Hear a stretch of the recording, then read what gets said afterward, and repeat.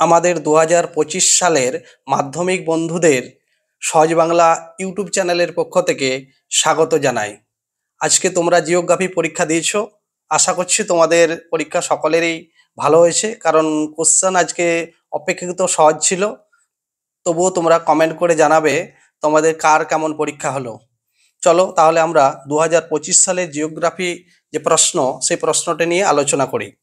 বিভাগ ক থেকে তোমাদের যে প্রথম প্রশ্নটা পড়েছে, দক্ষিণ গোলার্ধে সমুদ্র স্রোত বাম দিকে বিক্ষিপ্ত হয় কারণ পৃথিবীর আবর্তন গতি। দ্বিতীয় নম্বর যে প্রশ্নটি আছে, বর্ষাকালে ভরা কোটালের সময় সমুদ্রের জল প্রবল বেগে নদীর মোহনা দিয়ে ভিতরে প্রবেশ করে, একে বলা হয় বান ডাকা।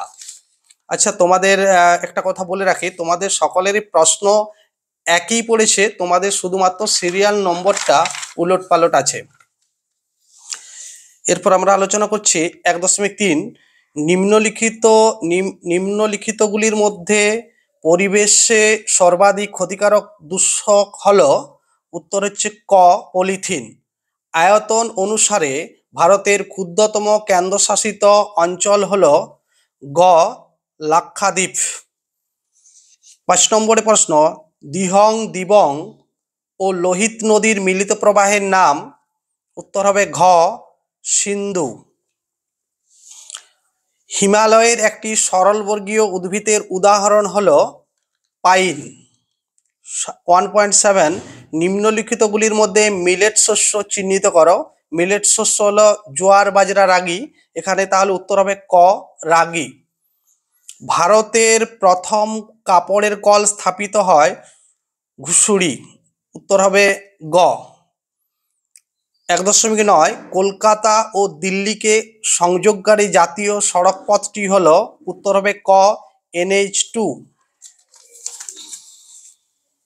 1.10, ভারতের উপগ্রহ চিত্র প্রকাশ করে।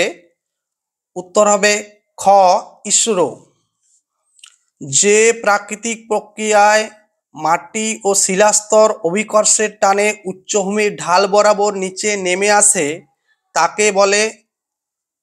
উত্তর হবে গ, পুঞ্জিত ক্ষয়। 1.12, পাখির পায়ের মতো বদ্বীপ দেখা যায় যে নদীর মোহনায়, সেটি হলো। উত্তর হবে ক, মিসিসিপি মিসৌরি। 1.13, ক্যারিবিয়ান সাগরে সৃষ্ট ঘূর্ণবাতকে বলা হয় হারিকেন। উত্তর হবে ঘ। 1.14, অধঃক্ষেপণের একটি উদাহরণ হলো। উত্তর হবে খ, স্লিট। এবার আমরা আলোচনা করব বিভাগ ক্ষয়ের যেগুলো শুদ্ধ তার পাশে লিখব তালব্যস্য রস্যু, এবং অশুদ্ধর পাশে লিখব অ। শুক্ল ও কৃষ্ণপক্ষের অষ্টমী তিথিতে সমুদ্রে ভরা কোটাল দেখা যায়। এটি শুক্ল ও কৃষ্ণপক্ষের অষ্টমী তিথিতে মোরা কোটাল দেখা যায়, তাহলে এটি হলো অশুদ্ধ, তাহলে এর পাশে আমরা লিখব অ।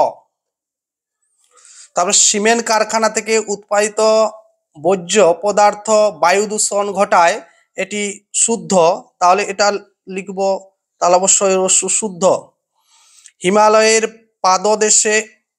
পাদদেশ অঞ্চলে নুড়ি, বালি ও পলি গঠিত সমভূমি অঞ্চল বেট নামে পরিচিত, এটি হলো ভুল, অর্থাৎ আমরা লিখব অশুদ্ধ, অ।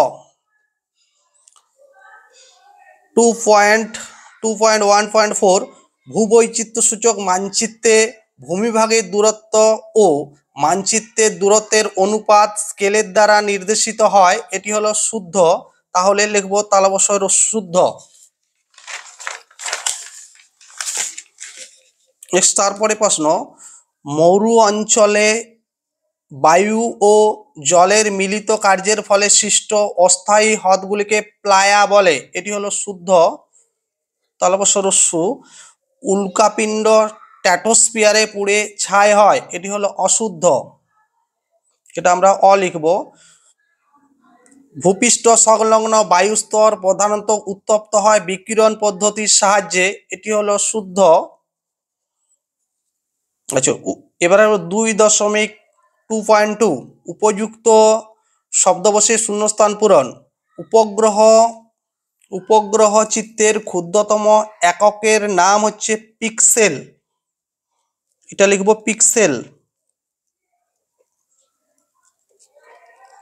নেক্সট, যে প্রাকৃতিক প্রক্রিয়ার মাধ্যমে ভূপৃষ্ঠের উপরিভাগ ভূমিরূপের বিবর্তন ও পরিবর্তন ঘটে তাকে তাকে বলা হয় বহির্জাত প্রক্রিয়া।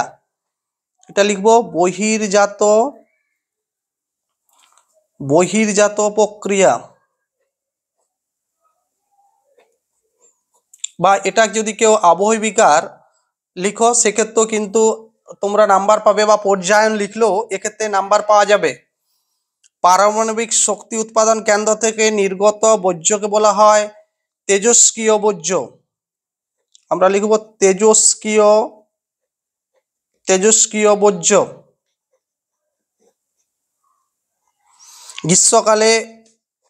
গ্রীষ্মকালে উত্তর পশ্চিম ভারতের ধূলিঝড় ড্যাশ নামে পরিচিত। এটি লিখব আঁধি নামে পরিচিত। নেক্সট, বায়ুচাপ পরিমাপ করা হয় যে যন্ত্রের সাহায্যে সেটি হলো ব্যারোমিটার।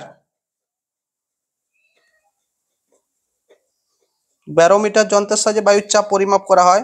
নদী দ্বারা ভাসমান পদ্ধতির সাহায্যে অদ্রবীভূত সূক্ষ্ম বালু, পলি ও কাদা পরিবাহিত হয়। এটা হচ্ছে ভাসমান পদ্ধতির সাহায্যে। চন্দ্র থেকে পৃথিবীর দূরত্ব যখন 3.56 লক্ষ কিমি হয় তখন তাকে বলা হচ্ছে প্যারিজি। আমরা বলছি প্যারিজি। এবার আমরা 2.3 একটি বা দুটি শব্দের মধ্যে উত্তর। কাশ্মীরে প্রবাহিত বিতস্তা বা ঝিলম নদী কোন নদীর উপনদী? উত্তর হবে সিন্ধু। ভারতের উত্তর পূর্বাঞ্চলে কোন ধরনের চাষের জন্য অধিক মৃত্তিকা ক্ষয় দেখা যায়? চাষটির নাম হচ্ছে ঝুম চাষ। উড়িষ্যার কটক শহরে কোন ফসলের কেন্দ্রীয় গবেষণাগার অবস্থিত? এটি হলো ধান। 2011 খ্রিস্টাব্দের আদমশুমারি অনুসারে ভারতের মহানগরের ন্যূনতম জনসংখ্যা হচ্ছে 10 লক্ষ। ভূবৈচিত্র্যসূচক মানচিত্রে প্রদত্ত RF যখন 1:50,000 হয় তখন এর মেট্রিক স্কেল কত? এটা হবে 1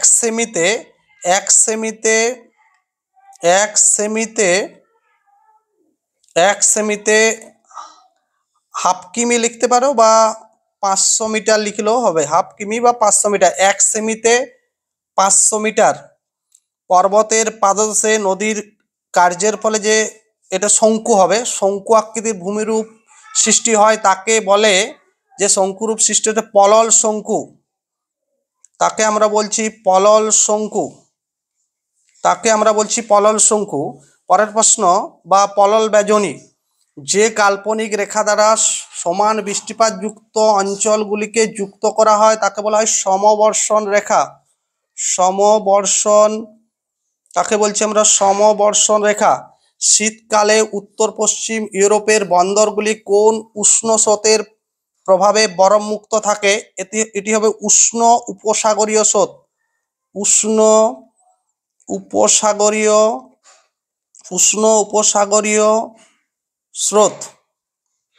উপসাগরীয় স্রোত। এবার হচ্ছে বাম দিকের সঙ্গে ডান দিকে মিলিয়ে লেখো। এখানে হচ্ছে তাহলে প্রথমে রাজস্থান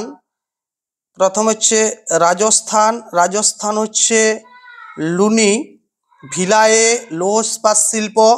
কান্ডালা হলো করমুক্ত বন্দর। লাদাখ হলো খারদুংলা। এরপর হচ্ছে এগুলো হলো মোটামুটি তোমাদের শর্ট প্রশ্নগুলো। এবার অনেকে প্রশ্নটা দেখতে চায়, তাই তোমাদের জন্য এই প্রশ্নটা তোমরা দেখে নাও, যেখান থেকে তোমাদের কি কি প্রশ্ন পড়েছে। অনেক সময় অনেকেই প্রশ্নটা দেখতে চায়, তো তাদের জন্য এই প্রশ্নটা তোমরা দেখে নাও। এখানে তোমাদের মানচিত্র পড়েছে 10 নম্বরের মানচিত্রগুলো। তোমাদের যদি আলোচনাটা ভালো লেগে থাকে তাহলে অবশ্যই চ্যানেলটিকে সাবস্ক্রাইব করে রাখবে এবং তোমাদের পরীক্ষা কেমন হলো অবশ্যই জানাতে ভুলো না, কমেন্ট করে অবশ্যই জানাবে।